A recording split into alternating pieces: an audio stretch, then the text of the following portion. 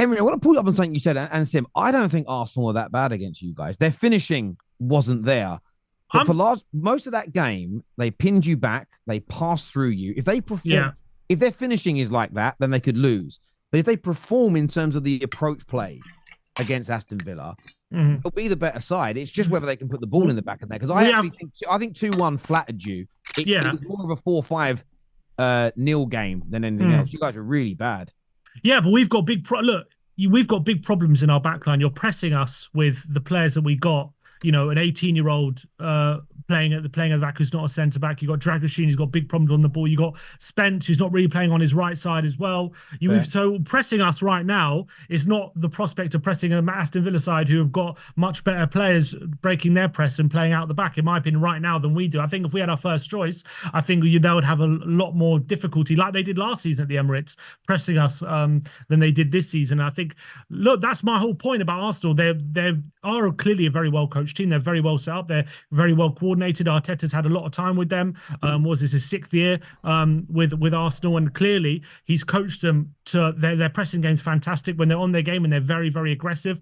They're very hard to beat their press, and they're extreme when you go long as well. We went on long to Solanke many times, and Gabriel and Saliba are gobbling it up, and it was very, very difficult to play against them 100%. But I feel like Aston Villa are going to be a bit of a different animal. They will be a bit fresher. I think they will have better players in their backline to kind of beat their press, and they're not scared to kind of play a low block and play a bit pragmatic. Unlike us, who are not quite used to doing it, we're not kind of a side to do that. I just felt like Arsenal. It was, yes, they won the game. Don't get me wrong, but I look at the goals they scored. It was like corner was an own goal. That wasn't a corner as well, and it was an own goal. It was like a bit of a nonsense goal. And then the second goal, yeah, fair enough, they won the ball in the middle of the park, but Kinski should have saved that. It wasn't a great shot. And so I'm looking at their forward line. I'm just saying, even in the game they won, they're lacking quality. I'm sorry, they are lacking quality. And the number of openings they had, which they didn't take advantage of. And I think it's symptomatic of what I've seen from them since Saka's been injured, like against Newcastle, like against Brighton. There's just a lack of quality in that front line without Saka. And I think the London derby was another more evidence of that, despite the fact they won the game 2-1. Because I think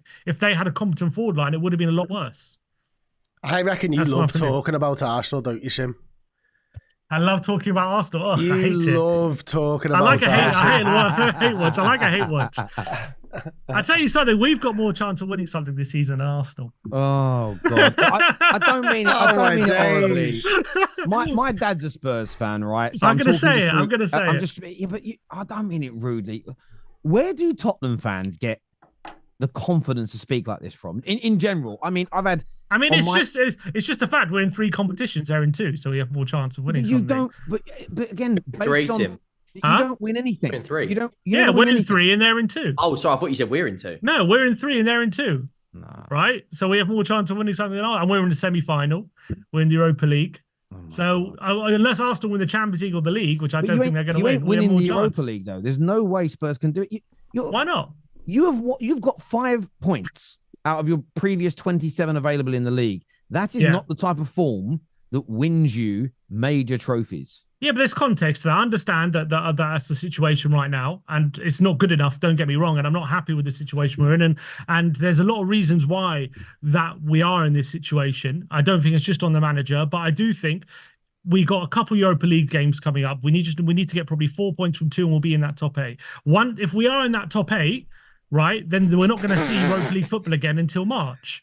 Come that time, we're going to have all our defenders back, maybe a signing or two this window. We could be in a completely different situation. We've seen at the beginning of the season, when we had all our players, yes, we were a bit of an inconsistent team, but when we were good and when we were at our best, we were absolutely blowing teams away. When we've won games this season, we've won them, all of them actually, by 3-goal margins, by 4 or 5 goals, 3 or 4 goals. That's perfect for knockout football. And when we do lose games, we tend to lose them by the odd goal. So if you look at knockout games, that's usually that's actually pretty well suited to play knockout football. Now, at the I moment, understand that, but I'm saying at the moment, we're in since a that situation.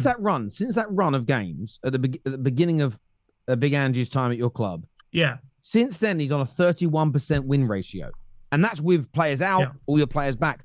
Winning 31% of your games, I don't understand where the confidence of winning a trophy comes from when you only win 30% of your matches. That's all I'm asking. Forget Arsenal for a minute. I just don't. I'm not talking I about don't get it. Arsenal. I'm not saying we are going to win a trophy. I'm just saying that I can see the logic in thinking that when we're at our best, we can be a very good cup team because we can blow teams away when we're on our day. We only don't have to be on our day that consistently to be a good cup team, right? And yes, since Andrew's you're right, since what's called that first 10 games, it hasn't been great. It hasn't been good, sorry, at all. It hasn't been good enough. Don't get me wrong.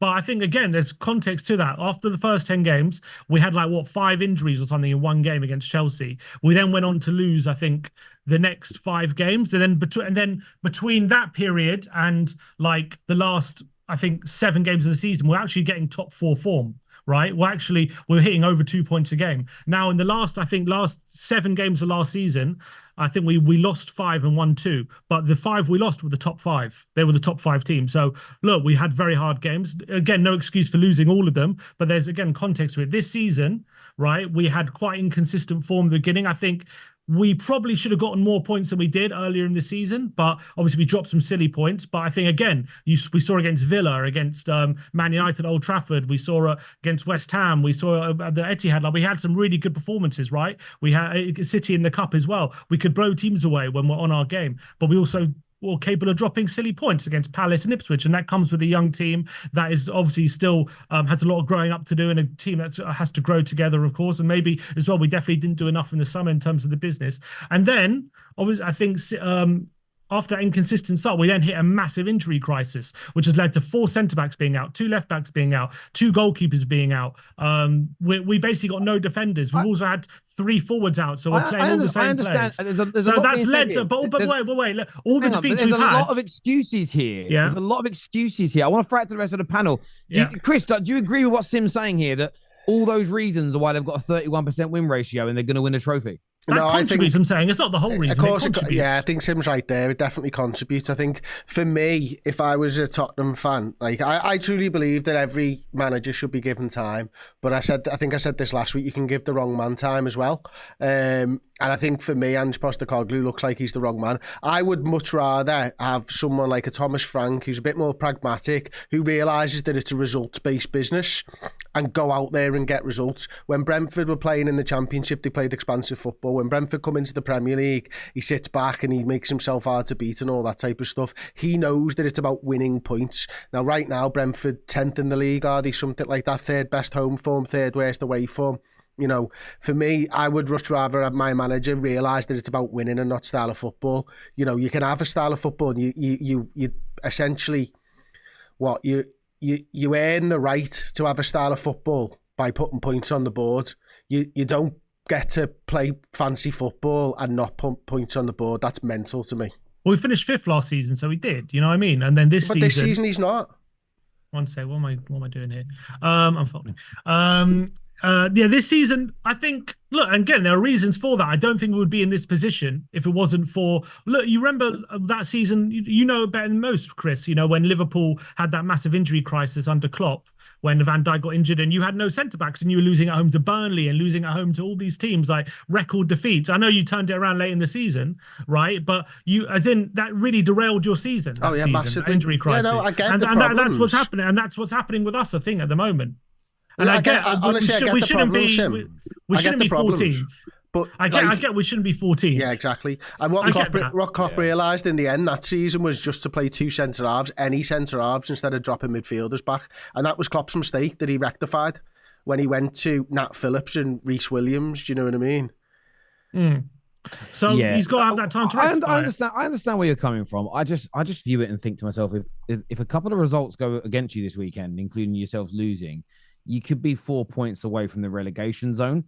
And all I'm stating is I get all the mitigating factors, but that level of form wouldn't make me believe that my club is going to win a trophy. That was the premise of the argument. Didn't Man United win an FA Cup last year being in a similar position? Man United, to compare my club to Tottenham. No, forget the club size. But that plays a part in it because the heritage... Well, comparable in the league. I'll give you an example, right? If we were to put a bet on any one of our teams in a big Champions League night to deliver, my money first goes on Liverpool. Almost irrespective of the team that's out on the pitch, because their fans would handle it better than a Spurs fan would, because they've been there, done it, worn the T-shirt. The whole club, your history plays a part in a lot of them big games. cup semi-finals, cup finals, players that have been to finals on multiple occasions. That's a very good win. Very, very good win there. Very good win there, Hugh. So I get your point. I understand everything you've said about where you won the league. We are winning. I'm not saying we are winning a trophy. I'm just saying the way we play football, once we get our players back, right, one our day we can blow teams away. We've shown that. We've shown that actually more than once this season. And that's perfect for cup football, is it not? Maybe. And I think it's perfect for a two-legged tie. I think it's perfect for a two-legged tie. We shall see.